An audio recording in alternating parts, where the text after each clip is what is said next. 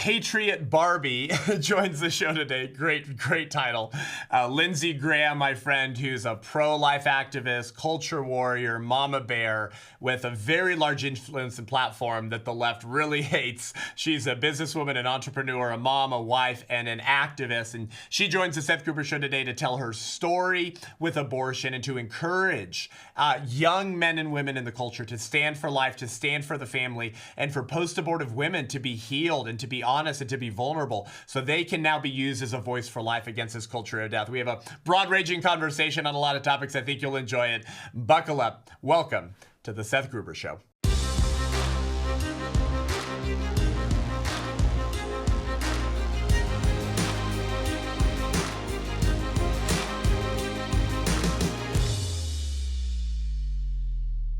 Lindsey, welcome to the show. Finally, this is so overdue. Thanks for joining me. Yes, we're like 3 years in the making, Seth. Every time I see you in person, we got to get you on my show. I'm like, yeah. I know. Thank you. I'm glad we finally made it happen. I'm on the road so much, and it's been such an intense season. I'm sure it's been the same for you, but it was awesome to have you at the red carpet. Everyone knows who. Most people know who you are. Patriot Barbie, entrepreneur, activist, speaker, and you're bold, which we don't have enough of, especially right now with this election and with all of the Dems and libs saying we're just going to have to kill a lot of babies, and then weak Republicans saying we do actually have to kill some babies to win elections. Yeah. And I appreciate you actually being involved in activism, using your voice and the platform God's given you. But a lot of this is because this is more than ideological, right? It's personal for you. Right. Yep. And I say this all the time. Like, if we can get men and women in the church who have, if I may, eaten the rotten fruit of the sexual revolution, healed, redeemed, set free, empowered, mobilized. I mean, that's one of the most impactful things we can do is people sharing their testimony, speaking the truth against the lies that are being told. So I don't know where you wanted to start. You've always got a lot to say like me. But I thought it would be a blessing just to have you kind of tell your testimony, tell your story. And because I think that's one of the most important things we need to be doing right now. Yeah, I love that you just dove right in, just like eat the rotten fruit. I've started to kind of revolutionize this own idea in my head that we answer to God, not government, and yet the government is the one trying to say that we get to dictate how many babies die, how often, and what the excuse is for them dying, and how they're able to die, and what kind of death we can justify. And I'm like thinking, what if we just made sure that women didn't want to kill their babies? Hey, you've got a right to. And they were like, I would never want to kill my baby. We got to get to a point where their mental state is recognizing it's a gift to be a blessing, or it's a gift to be a mother. It's a blessing to be a mother. I've always wanted to be a mother. Every mother I see loves her children. Why would I ever want to have an abortion, legal or not? And so our fight, which, in Ephesians is what I'm studying Ephesians right now, and it's really perfect for the war that we're in, which, like you just said, I think off the record, was that our entire 2024 election is built on who's going to let me kill my baby? And Ephesians is perfect for this because it's talking about the armor of God. But the most important part of it is our battle is not against flesh and blood, but against the evil in the heavenly realms and the authorities and the rulers. And our authority and rulers are literally basing their entire platform on your right to kill your baby. And that is who our fight is against. It's not against women who are getting abortions or women who think they have a right to get abortions. It's the satanic and evil forces telling them that motherhood is inconvenient, it's unfortunate, kids are a hassle, they're expensive. So I'm like, we've got to change the culture. And no one better to do that than a woman like myself who lives trying to please the Holy Spirit, but not in a place of conviction or persecution because 20 years ago I had an abortion. So I get to say with all authority, I know what it's like to be you and to think, I can't handle this. I can't have a baby with this man. Right. I am convinced that it's just a fetus, like all of those things. But then to also now be a mother and say, I was duped. I mean, I was totally duped by the abortion clinic, by my boyfriend at the time, by society, by the devil himself, who said, just do this and it'll all be over and you'll be fine and you can start fresh. Right. And all of those things are a lie. Yep. That was a big rant. That was a big rant to start with. But I didn't want to talk too much. I wanted to give you a chance to talk. I'm happy to tell my story. Yeah. No, I think it's important too. You said something that made me. I wanted to ask you a question, and I've asked this to other women who have had abortions on my show before, because I think it's helpful, especially in post Roe v. Wade, where abortion now can be banned at the state level. Lindsey, do you think 20 years ago you would have gotten an abortion if it was illegal? No. Good. So that's what most women say. And I agree with you, by the way. We have a heart sickness in this country. The fact that women want to kill their babies so much is a sign of a sick society. And this article from The Atlantic, I just did an episode on, where it says that the Dobbs decision is killing women. The overturning of Roe, it's because now women are trying so hard to kill their babies, traveling out of state, or the doctors didn't move quick enough to do a DNC after the baby was incompletely dissected and flushed out from the abortion pill, leading mom to have an infection in her uterus. So it's really not, it's not her fault for trying to get an abortion. It's not the abortionist people's fault. It's those pro-life white men. It's their fault. If they had not overturned Roe, these moms wouldn't be dying. And you just see, my point is, so many people in our society and culture, they just want to kill babies really bad. Like, they want their comfort, their life, the way it goes, at almost any cost. I mean, like, Billie Eilish just came out and said the reason we have to vote for Kamala Harris is baby killing. Steph Curry said a few weeks ago, right? Christian basketball player Steph Curry said the reason I'm voting for Kamala Harris is because of women's reproductive rights. Okay, yeah, that's baby killing, Steph Curry. And so it's interesting to realize the importance that law actually plays in the culture. Now, listen, people say you can't legislate morality. That's not true. All laws legislate morality. Every law legislates morality in some way. But that doesn't fix the heart. So we have to do both. We have to preach the gospel. We have to rebuild a culture of life so that women won't want to kill their babies. However, I think you just proved to everyone the importance of law. That if it was illegal, you wouldn't have gotten an abortion. And that's why we have to fight on both fronts. I don't know if you have any thoughts on that, but I think that's an interesting conversation. You know, what's funny is I answered so quickly that you would think that I knew you were going to ask me that, but I didn't. I just knew that was the answer, that in the state of mind that I was in, if we were talking about doing something that I know would get me arrested or imprisoned, isn't that sad that my morality would teeter like that? Like, I don't want to go to jail or get arrested because that's how selfish at the time I was. 20 years old, 21. I actually can't remember because the whole 3 years in there is a blur. But like, my morality would say it's totally okay to kill my baby, but not if I go to jail for it. Like, but again, like you said, abortion is selfish. It's about, I don't want my life to be inconvenient. I don't want the responsibility. I just want to fix the alleged problem.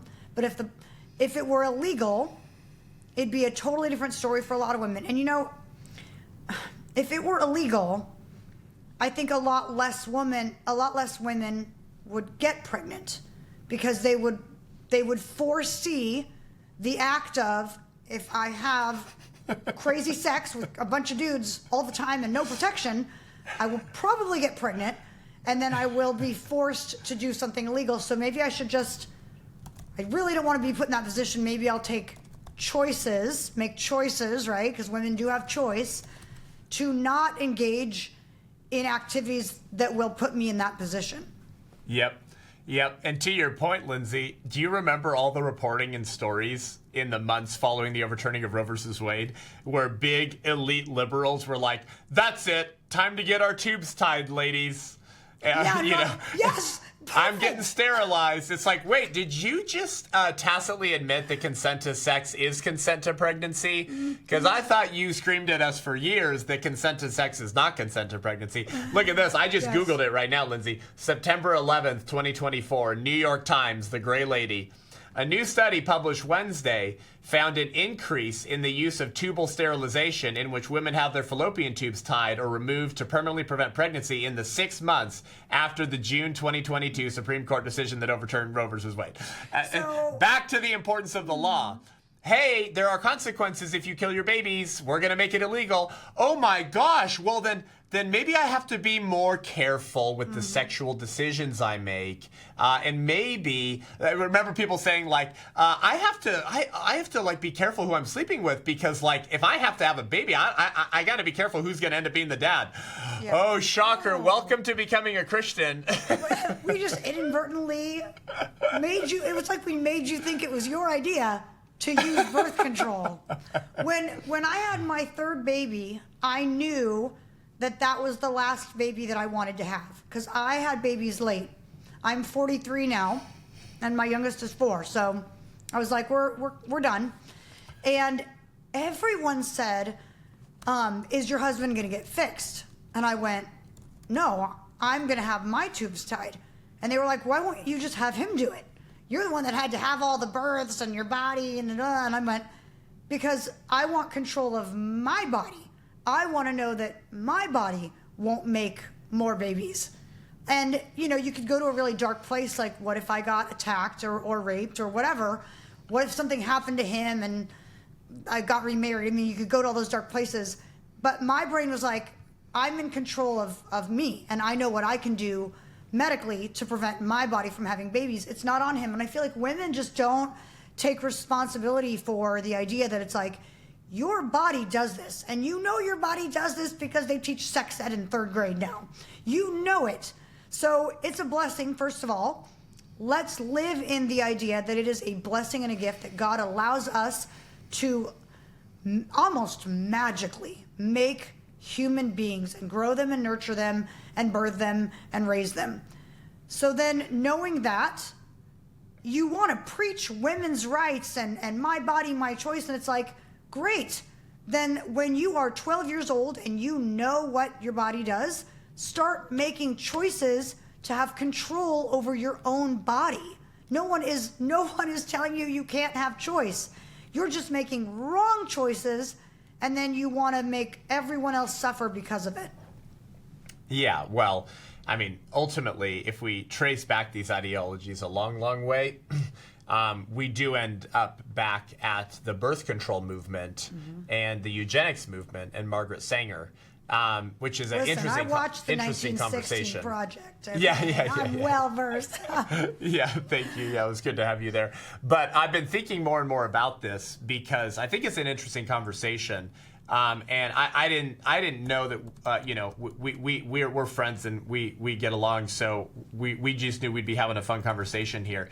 But I wanted to take it this way because I think not enough people have thought deeply about this, and I try to think deeply about things as much as I can because I think most Americans aren't in touch with the worldviews and the worldview assumptions and ideological assumptions that have really brought the culture to such a depraved, dark place. C.S. Lewis once said, Lindsay, the most dangerous ideas in a society are not the ones being argued for, they're the ones being assumed. Because assumed ideas are actually more dangerous because everyone functions off of a worldview. Everyone functions off of like a set of lenses through which they interpret the world.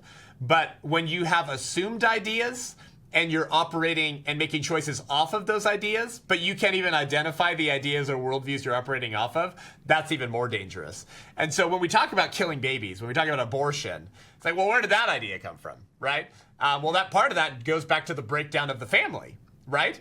It's like, how far do we pull this thread back to begin understanding how we got here. I think some of it we would probably say, well, some of that comes from the radical LGBTQ agenda, which denies the difference between men and women.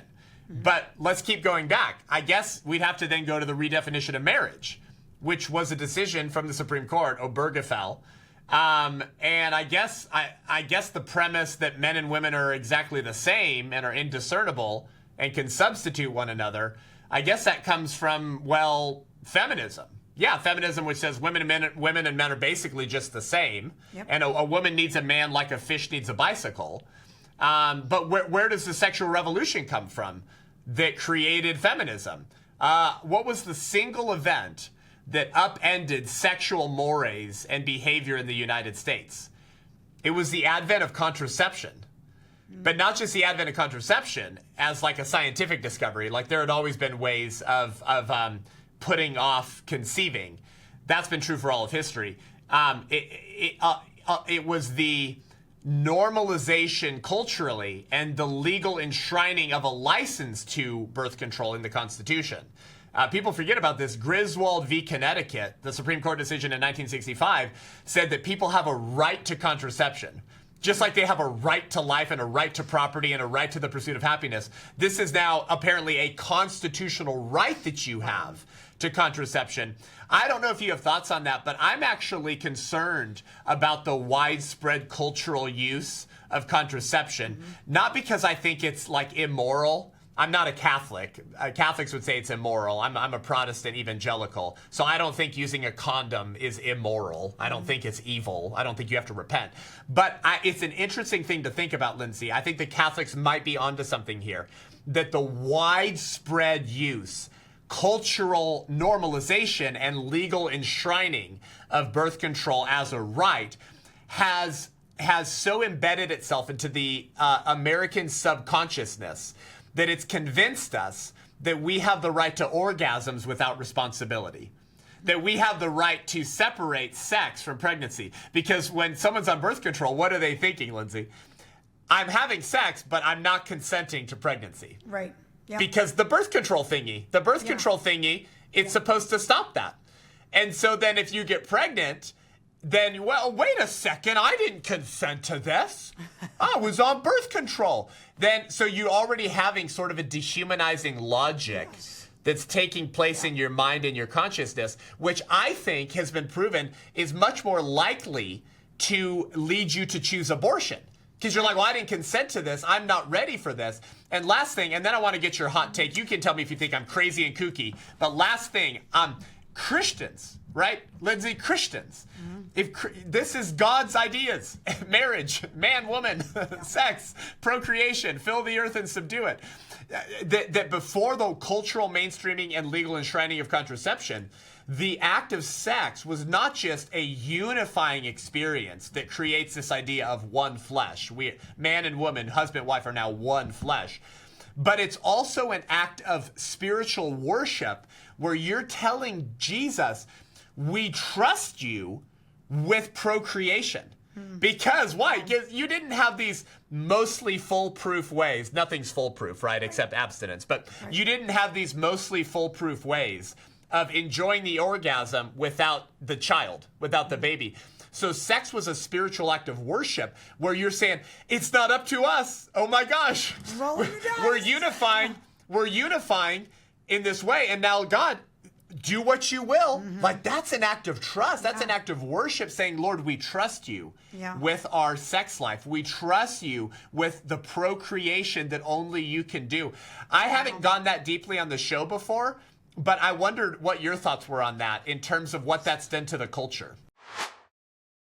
But first, we'd like to thank our sponsor of the Seth Gruber Show, Every Life Diaper Company. Every Life Diaper. I'm telling you every week, over and over again, if you're having babies, if loved ones are having babies, if your nursery at your church has babies, get your diapers from Every Life, because almost every major baby company in the country rhetorically supports, celebrates, or in some cases financially supports the abortion industry. So the industry that makes more money the more babies Americans have, celebrate and fund the killing of their future clientele base. make it make sense. That's the woke mind virus that has to be defeated. And one of the ways we defeat it is through capitalism, baby. It's Americans using their wallet to shop in alignment with their values. Get your baby materials and diapers from Every Life Diaper. Go to everylife.com, use promo code Seth10, Seth10. My wife and I use Every Life diapers and wipes. They're great. Everylife.com, promo code Seth10 for 10% off your first order, and to let them know that we sent you, and in so doing, you're supporting the Seth Gruber Show and the White Rose Resistance as well. Everylife.com, promo code Seth10. Thank you, Every Life Diaper.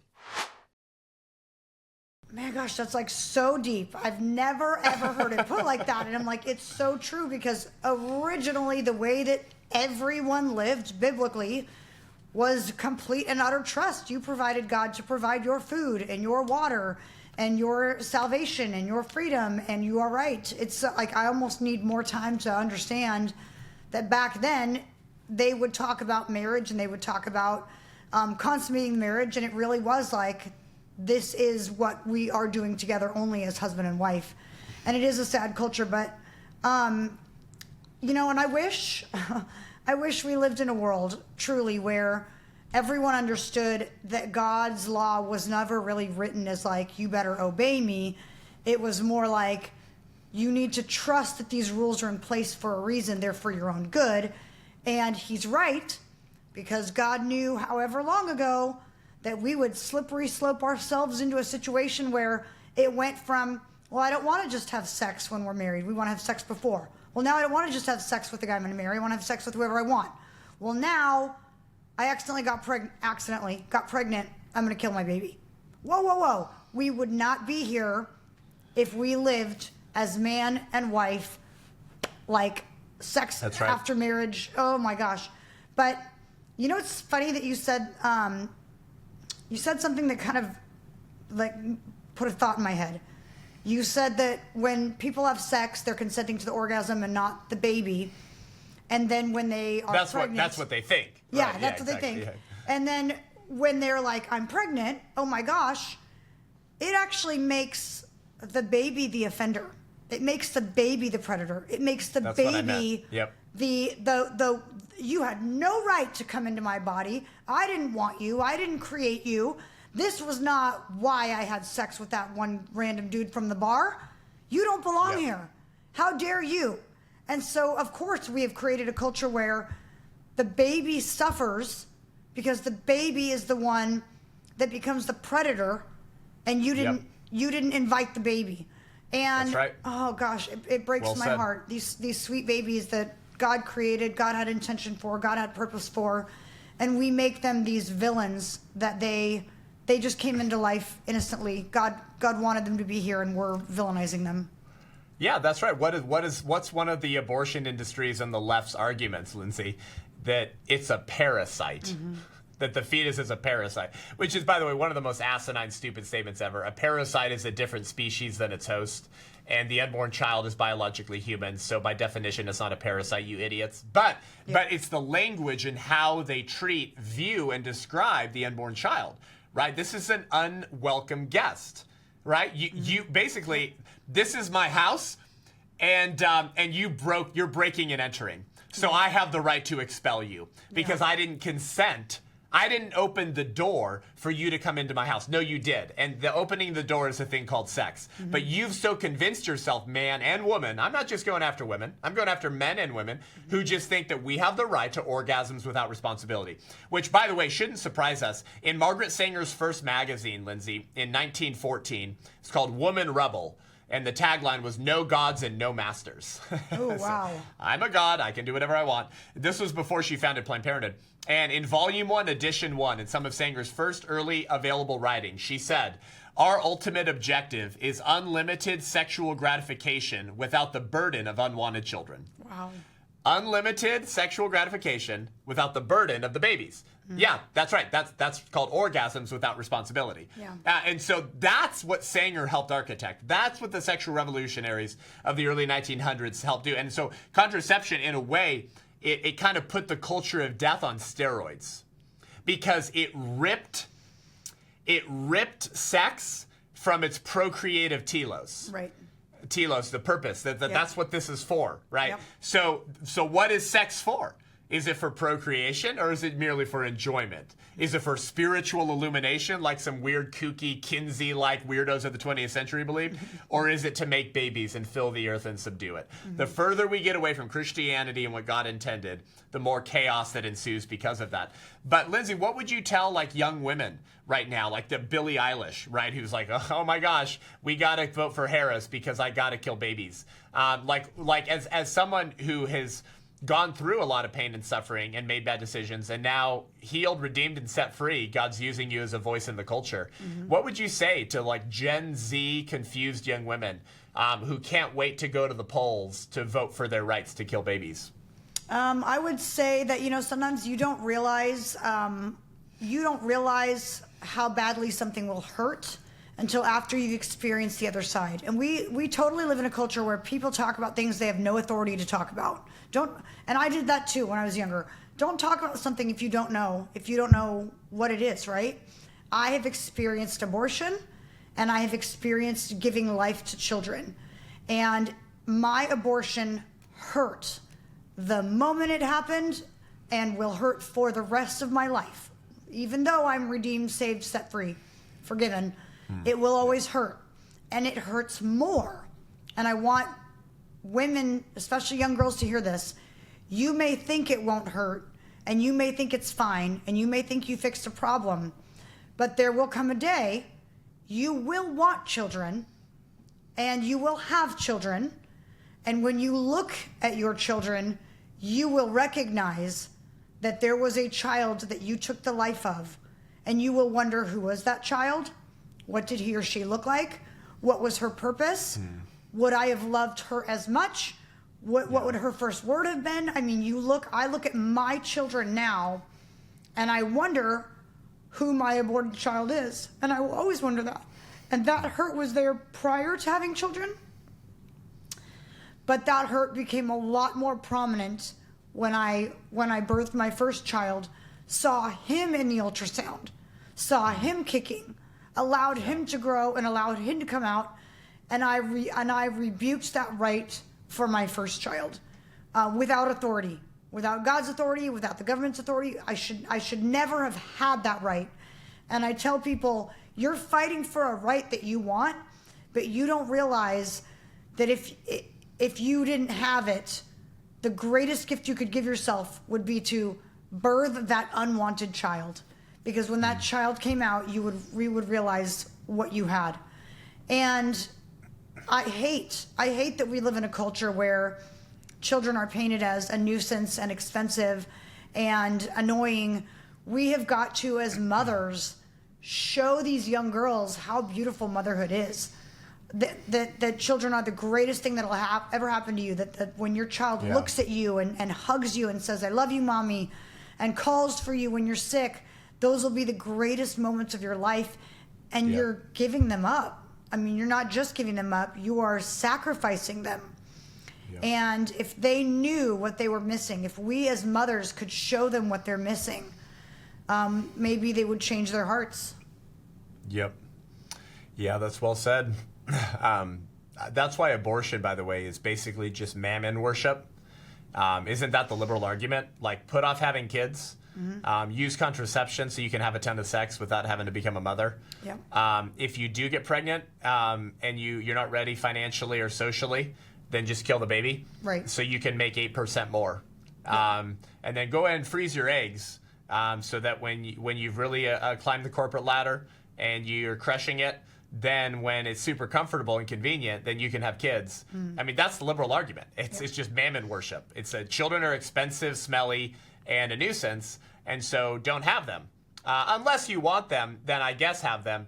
But you'll probably be happier if you don't. I mean, that's literally just the argument. And that's what young women are hearing in schools. And it's certainly what most of our cultural and Hollywood betters are teaching the next generation. Yeah, there's a TV series that my husband and I watch, Chicago PD.